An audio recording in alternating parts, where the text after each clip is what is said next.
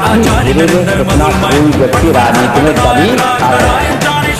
मुझे किस दृष्टि से देखा जाता है हमें पता नहीं, लेकिन हमारी दृष्टि एक ही है जो बार बार दोहराते, चाहे हमें कोई मौलाना के नाम से देखता हो, चाहे मुल्ला के नाम से जानता हो, और चाहे चौधरी के नाम से देखता हो, चाहे मुलायम सिंह के नाम से देखता हो, चाहे समाजवादी पार्टी के अध्यक्ष के नाम से जानता हो, हमें पता नहीं कि उनकी मानसिकता कैसी है। वो अपनी अपनी मानसिकता के अनुसार अपनी अपनी कसौटी पर हमको रख सकते हैं, लेकिन हम आपसे कहना चाहते हैं हमारा एक ही मकसद है, हमारा एक ही लक्ष्य है, वो है इंसाफ और इंसानियत। हमारा साफ लक्ष्य है इंसाफ इंसानियत है। इसके अलावा हमारा न कोई दूसरा धर्म है और न दूसरा कोई हमारा नाम है। यह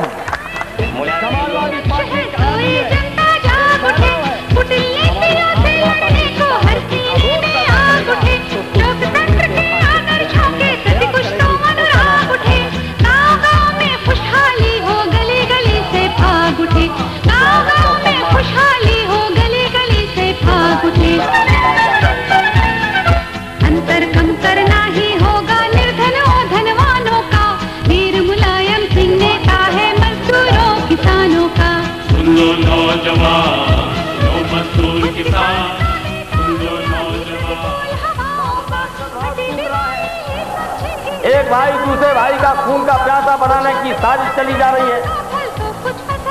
जन समर्थन नहीं मिल रहा है तो बहुमत की भावनाओं को भड़का करके हमारे देश में सत्ता हटाना चाहते हैं। बहुमत के बल पर धार्मिक उन्माद फैलाकर उन शक्तियों का खुल करके अगर मैदान में कोई आया है लड़ने के लिए तो आज मुझे खुद है समाजवादी पार्टी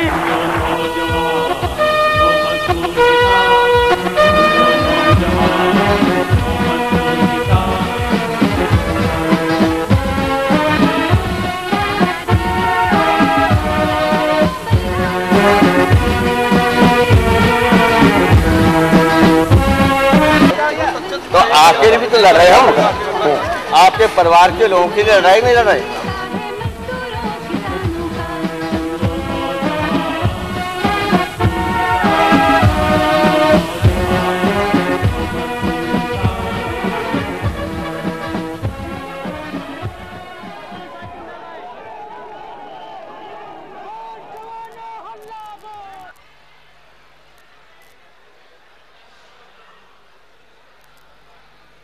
हिंदुस्तान में आज तक विवाद के घेरे में इतना कोई व्यक्ति राजनीति में कभी आया नहीं। अब मुझे किस किस दृष्टि से देखा जाता है हमें पता नहीं, लेकिन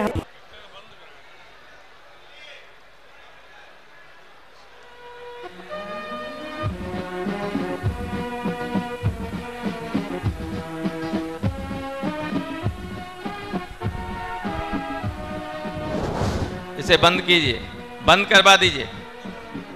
कहाँ क्या कर समाजवादी पार्टी बख्शीश की राजनीति नहीं करती है।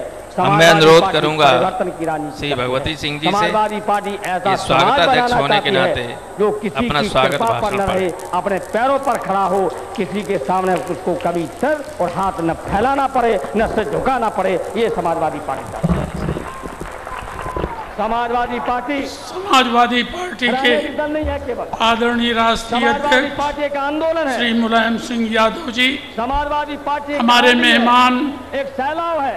जनतायु माता के विकास पार्टी के राष्ट्रीय अध्यक्ष माननीय शरद यादव जी, करेगी उसका नाम है प्रदेश अध्यक्ष एवं माननीय मुख्यमंत्री श्री अखिलेश यादव जी, राष्ट्रीय समिति के माननीय पदाधिकारी व सदस्यगण एवं देश के कोने कोने से आए समस्त सम्मानित प्रतिनिधि साथियों, देश के सबसे बड़े प्रदेश की राजधानी गंगा जमुनी तहजीब के शहर लखनऊ जिसे कहा जाता है, उसकी स्थापना मर्यादा पुरुषोत्तम राम के अनुज लक्ष्मण जी द्वारा त्रेता युग में की गई थी। इसकी स्थापना के प्रारंभ से काफ़ी समय तक लक्ष्मण जी के नाम पर इसे लक्ष्मणपुर अथवा लक्ष्मणपुरी कहा जाता था। अवधवासी इसे लखनपुर कहकर पुकारते थे। लक्ष्मण जी द्वारा बनाई गई पवित्र नगरी में आप सबका तहे दिल से स्वागत अभिनंदन करता हूँ। समय के अंतराल में अवध के चौथे नवाब आसफुद्दौला की निगाहें जब इस शहर पर पड़ी तब उन्हें नगर इतना पसंद आया कि अवध की राजधानी फैजाबाद से लखनऊ स्थानांतरित कर दी और स्वयं यहाँ आकर रहने लगे। उस समय अवध की जनता इस शहर को लखनऊ कहकर पुकारती थी। नवाब आसफुद्दौला उनके बाद हुए अवध के नवाबों व बादशाहों ने इस शहर को खूब सजाया तथा अनेक ऐतिहासिक इमारतें जिनमें बड़ा इमामबाड़ा, भूल भुलैया, छोटा इमामबाड़ा, घंटा घर, बादशाही जामा मस्जिद, कैसर बाग, सिकंदर बाग, छतर मंजिल, दिलकुशा पैलेस, तारे वाली कोठी, शाह नजफ इमामबाड़ा, रूमी दरवाज़ा आदि मुख्य हैं जो आज भी देखी जा सकती हैं। इन ऐतिहासिक इमारतों के अलावा यहाँ अनेक बाग, पार्क, पुल व झीलों आदि का निर्माण कराया। इसी कारण लखनऊ को नवाबी शहर, सिटी ऑफ नवाब भी कहा जाता है। उन्होंने लखनऊ शहर को ऐसी तहजीब व शीरी जबान के साथ ही हिंदू मुस्लिम एकता, नज़ाकत, नफासत दी जिसका कोई सानी नहीं है और जो आज भी पूरे देश में अपनी अलग पहचान बनाए हुए है। लखनऊ की ऐसी सरजमी पर मैं आपको खुशामदीद कहता हूँ। लखनऊ शहर के वैभव व आज शान शौकत के किस्से सुन कर भारत में कदम रख चुके अंग्रेज शासक भी लखनऊ की ओर लालयित आँखों से देखने लगे और यहाँ के धन धान्य का लालच उन्हें रोक न सका। 17वीं सदी का अंत होते होते एन केन प्रकारेण यहाँ के शासकों से जालसाजी पूर्ण की गई संधियों के माध्यम से आखिरकार लखनऊ में प्रवेश कर ही लिया। अंग्रेज़ों ने प्रारंभ से ही प्रशासन के नाम पर अवध के शासकों के साथ छल कपट, आम जनता पर अत्याचार प्रारंभ कर दिए। फलस्वरूप जनता का क्रोध 1857 की महाक्रांति के रूप में उन्हें लेने के देने पड़ गए। भारत के प्रथम स्वतंत्रता संग्राम सेनानियों जिनमें लखनऊ की बेगम हजरत महल, अजीमुल्ला खां, उदा देवी, राजा जियालाल, महोना के राजा दिग्विजय सिंह, शंकर सिंह भदौरिया आदि ने अंग्रेज़ों से टक्कर लेकर उनकी नींव हिला दी। इस महासंग्राम में अनेक योद्धाओं को अपनी जान भी कुर्बान करनी पड़ी। देश की आज़ादी के लिए लड़े इस बस प्रथम स्वतंत्रता संग्राम में लखनऊ ही एक ऐसा शहर था जो सबसे बाद तक अंग्रेज़ों से जूझता रहा। ऐसे बहादुर रणबांकुरों की कर्मस्थली में मैं आपका गर्मजोशी से स्वागत अभिनंदन करता हूँ। प्रथम स्वतंत्रता संग्राम में हम सफल नहीं हो पाए और अंग्रेज अगले 90 सालों तक जमे रहे। इस दौरान हम विकास कार्यों जिनमें लखनऊ में रेलवे स्टेशन, विधानसभा, मेडिकल कॉलेज, विश्वविद्यालय व अनेक शिक्षण संस्थाओं की स्थापना हुई, किंतु अंग्रेजों द्वारा जारी दमनकारी नीति के विरोध में समय समय पर देश में हुए आंदोलनों में लखनऊ वासियों ने प्रमुख भूमिका अदा की। ऐसे शांतिपूर्ण आंदोलनों में समाजवादी चिंतक जयप्रकाश नारायण, डॉक्टर राम मनोहर लोहिया, आचार्य नरेंद्र देव आदि देश की अगली पंक्ति के नेता थे। शांतिपूर्ण विरोध की आवाज़ से अंग्रेजों के न जगने पर हमारे क्रांतिकारियों ने दूसरे रास्ते भी अपनाए, जिनमें वर्ष 1925 के प्रख्यात काकोरी कांड की याद आज भी बनी हुई है, जिसमें लखनऊ के रामकृष्ण खत्री तथा इस काकोरी कांड के वकील एवं प्रदेश के प्रमुख स्वतंत्रता संग्राम सेनानी स्वर्गीय चंद्रभानु गुप्त के साथ ही हंसते हंसते अपनी फांसी का वर्ण करने वाले अशफाक-उल्लाह खां, ठाकुर रोशन सिंह, पंडित राम प्रसाद बिस्मिल और राजेंद्र रेड्डी की भूमिका अब अविस्मरणीय है। देश के लिए देखते हुए अपनी कुर्बानी देने वाले जो निसारों की इस शहर में मैं आप सभी सम्मानित समाजवादी साथियों का खैर मकदम करता हूँ। सन 1992 में लखनऊ की सरजमी पर समाजवादी पार्टी का स्थापना सम्मेलन हुआ था। लंबे अरसे के बाद आज यहाँ पर पुनः ये राष्ट्रीय सम्मेलन हो रहा है। इस अवसर पर छोटे लोहिया के नाम से विख्यात जनेश्वर मिश्र, ब्रजभूषण तिवारी, मोहन सिंह जैसे समाजवादी नेताओं की कमी मेरे साथ ही आप सबको भी अखर रही होगी। समाजवादी आंदोलन की चर्चा करते हुए वर्तमान समय में देश में ताकतवर समाजवादी आंदोलन करने में हमारा राष्ट्रीय नेता आदरणीय मुलायम सिंह यादव जी की अगुवाई में और प्रमुख व प्रभावशाली भूमिका के उल्लेख के बिना अधूरी रहेगी।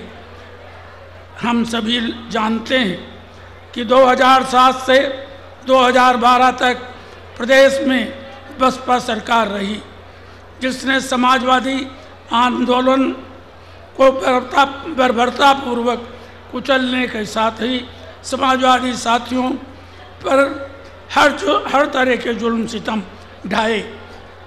उनके कारनामों से प्रदेश की जनता त्राहिमाम करने लगी।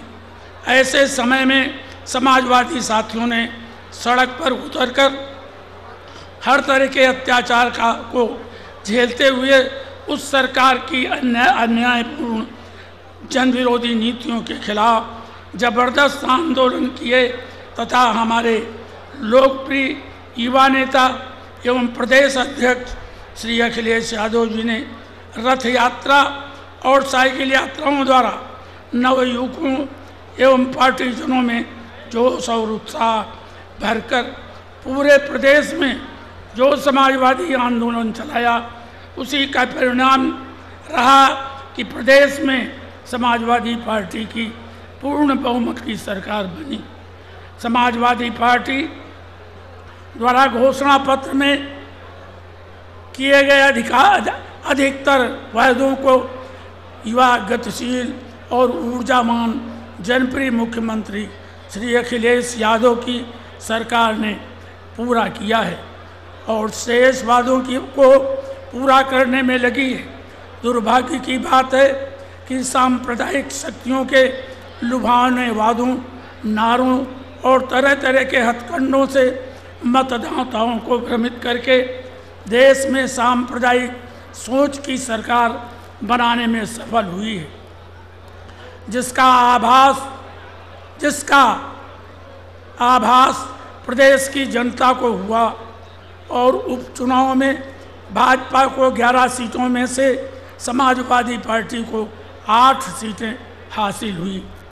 हमें पूरा विश्वास है कि देश के आंदोलन में प्रमुख भूमिका अदा करने वाले लखनऊ का ये राष्ट्रीय सम्मेलन हमारे राष्ट्रीय नेता एवं समाजवादी आंदोलन के अगुआ आदरणीय मुलायम सिंह यादव जी के सक्षम नेतृत्व देश में समाजवाद लाने और समाजवादी सरकार बनाने में अहम भूमिका अदा करेगा और राष्ट्रीय स्तर के समाजवादी प्रतिनिधियों द्वारा यहाँ प्रकट किए गए नए विचार, वार्तालाप व उद्देश्य समाज को जन जन तक पहुँचाने में सफल होंगे। इसी के साथ एक बार फिर मैं आप सभी समाजवादी साथियों का खैर मक़दम व तहे दिल से स्वागत करता हूँ। लखनऊ की समाजवादी पार्टी की ओर से समाजवादी साथियों को क्रांतिकारी अभिवादन के साथ बहुत बहुत धन्यवाद।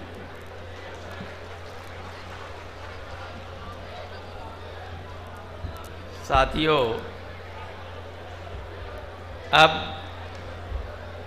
बहुत महत्वपूर्ण और मैं कहता हूँ सबसे महत्वपूर्ण कार्यक्रम है इस राष्ट्रीय सम्मेलन। आप जानते हैं कि पिछले राष्ट्रीय सम्मेलन में माननीय मुलायम सिंह यादव को आपने सर्वसम्मति से पार्टी का राष्ट्रीय अध्यक्ष चुना था। मैं निर्वाचन अधिकारी की हैसियत से आपको ये बताना चाहता हूँ कि नामांकन की निर्धारित अंतिम तिथि तक केवल राष्ट्रीय अध्यक्ष के लिए श्री मुलायम सिंह जी के नाम के प्रस्ताव के 2 सेट हमें प्राप्त हुए थे, जिसमें श्री मोहम्मद आजम खां, श्री शिवपाल सिंह, श्री नरेश अग्रवाल, श्री राजेंद्र चौधरी, श्री जगदीप सिंह यादव, श्री विशंबर प्रसाद निषाद, श्री रमेश चंद्र दुबे, श्री ओंकार सिंह यादव, श्री गायत्री प्रजापति, डॉक्टर मधु गुप्ता और नरेश उत्तम एक सेट पर, और श्री अखिलेश यादव, श्री अहमद हसन, नारद राय, अंबिका चौधरी, भगवती सिंह, डॉक्टर अशोक वाजपेयी, जरीना उस्मानी, राम नेहोर यादव, गौरी सिंह यादव, रामचंद्र सिंह यादव और रामजी लाल सुमन दूसरे सेट पर प्रस्तावक है। चूँकि कोई दूसरा निर्धारित अवधि तक पत्र प्राप्त नहीं हुआ, इसलिए आज मैं विधिवत निर्वाचन अधिकारी की हैसियत से ये घोषित करता हूँ कि श्री मुलायम सिंह यादव अगले 3 वर्ष के लिए समाजवादी पार्टी के अध्यक्ष निर्वाचित किए जाते हैं।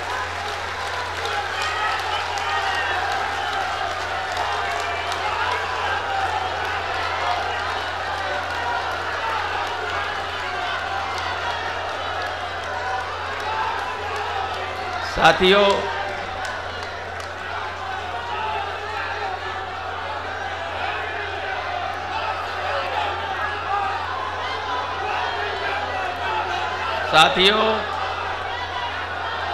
नहीं सुनेंगे तो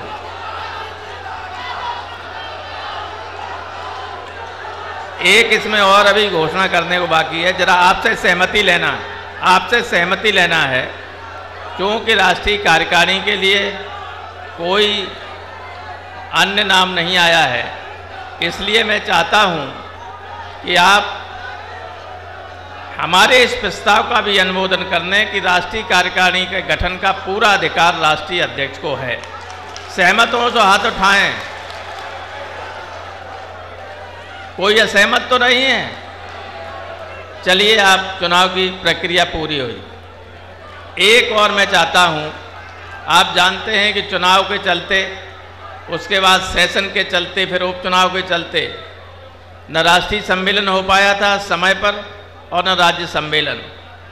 अगर आपकी अनुमति हो, पूरा राष्ट्रीय सम्मेलन सहमत हो, तो मैं ये चाहूँगा कि आप राष्ट्रीय अध्यक्ष को इस बात का भी अधिकार दें कि वो उत्तर प्रदेश राज्य की राज्यकारिणी के गठन के लिए पूरी तरह से अधिकृत कर दिए जाएं। धन्यवाद आपको, बहुत बहुत धन्यवाद।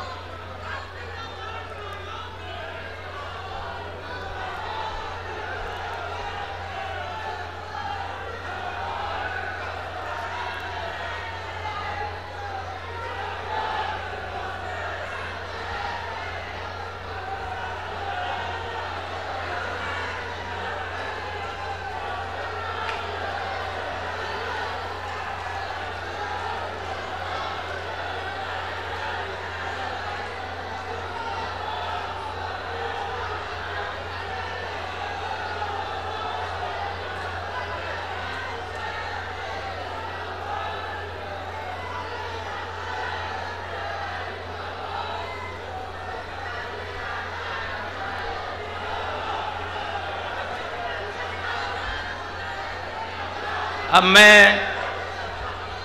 अनुरोध करूंगा माननीय राष्ट्रीय अध्यक्ष श्री मुलायम सिंह यादव से, नवनिर्वाचित अध्यक्ष श्री मुलायम सिंह यादव से कि वे विधिवत इस राष्ट्रीय सम्मेलन का अपने उद्घाटन भाषण से उद्घाटन करें। आदरणीय अध्यक्ष जी।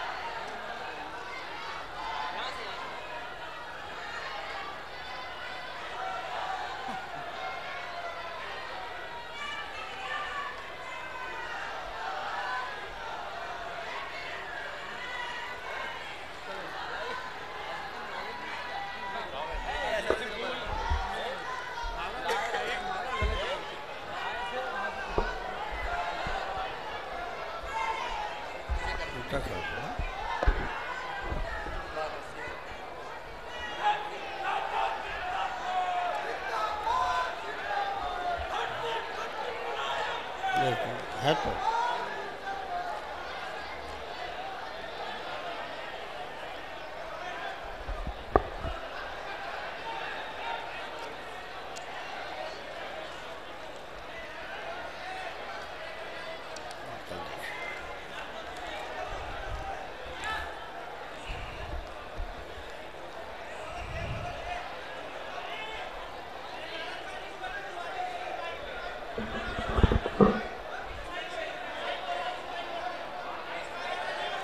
समाजवादी पार्टी के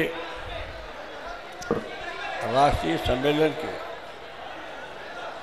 प्रमुख अतिथि शरद यादव जी, मैं उनका स्वागत करता हूं, धन्यवाद देता हूं।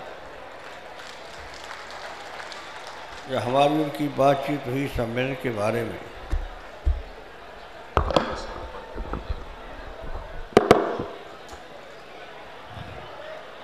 तो मैंने आग्रह किया कि आज सम्मेलन में आइए।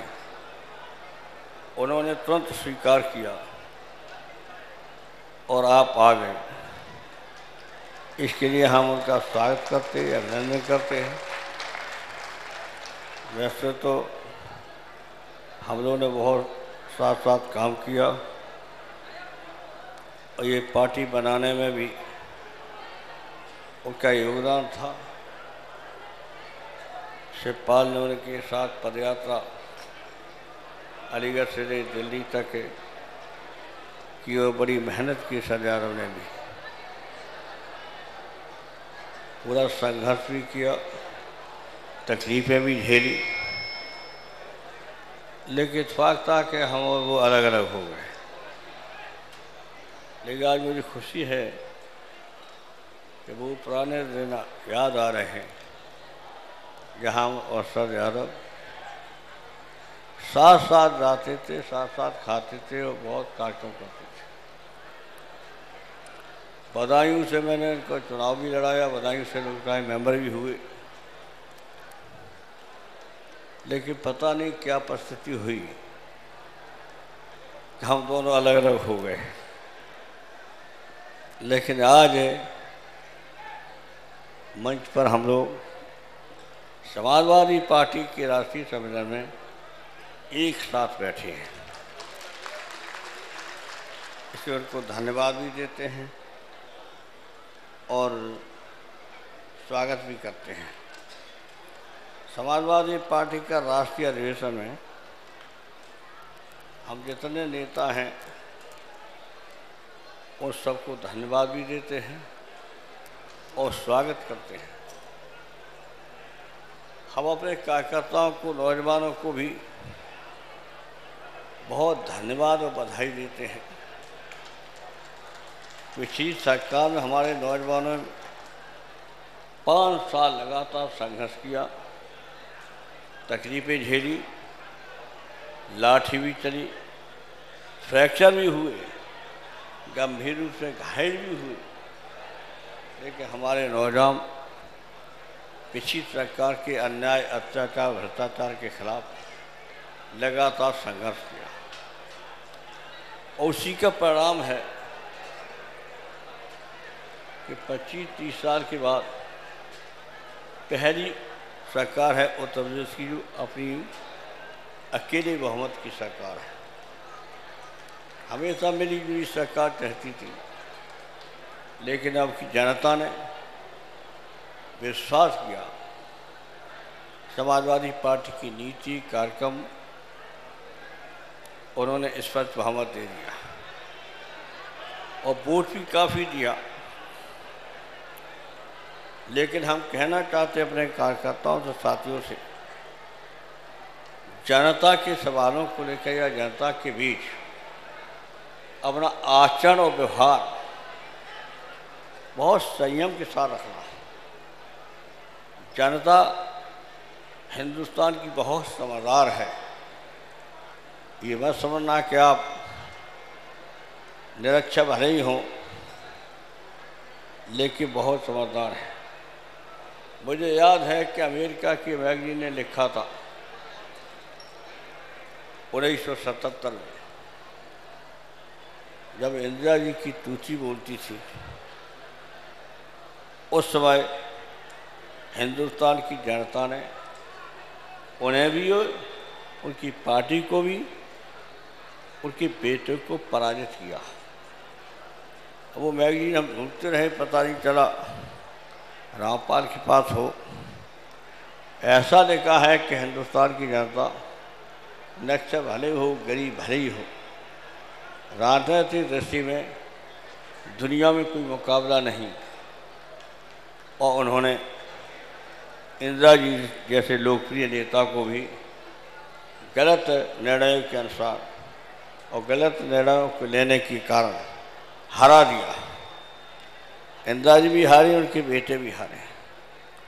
वो मैं इसलिए जिक्र कर रहा हूँ आप लोगों से, सरकार में हैं आप, सत्ता में हैं, लेकिन बहुत समूह के जनता के बीच अपने आचरण को दिखा दीजिए।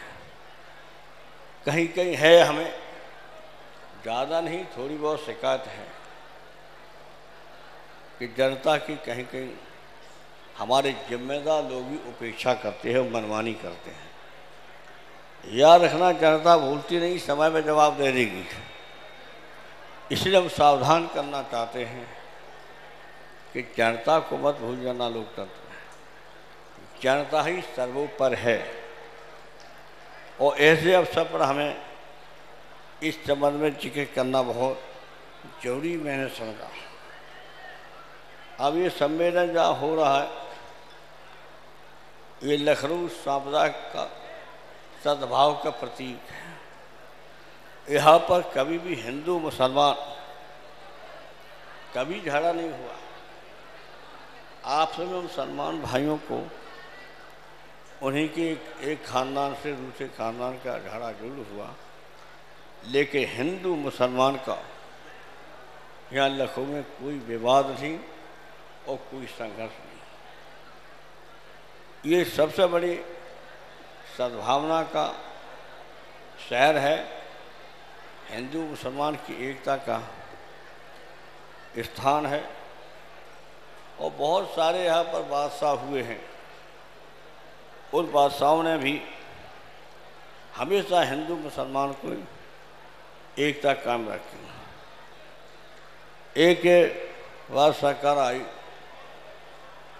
तो मुसलमान, मैं भूल जाता हूँ, आप पास को याद होगा, महिला यहाँ की सरकार चलाने वाली जिम्मेदारी मिली। उन्होंने 2 हिंदू हनुमान मंदिर बनवाए। हनुमान मंदिर 2 बनवाए हुए आपके लखनऊ में हैं। वो मुसलमान महिला जो शासक थी उन्होंने बनवाए। तो यहाँ पर हमेशा सांप्रदायिक सद्भाव और एकता का प्रतीक रहा है। इससे लखनऊ की तहजीब और शिष्टाचार मशहूर है सारी हिंदुस्तान में कि सबसे ज़्यादा तहजीब लखनऊ के अंदर है। तो याद रखना कि ऐसी जगह आप सम्मेलन कर रहे हैं और सोच समझ के लखनऊ में ही सम्मेलन किया है कि ऐसे अवसर पर आपको बता भी सकूं कि हमारे उत्तर प्रदेश व हिंदुस्तान में लखनऊ की तहजीब, सद्भावना, भाईचारा हमेशा रहा है।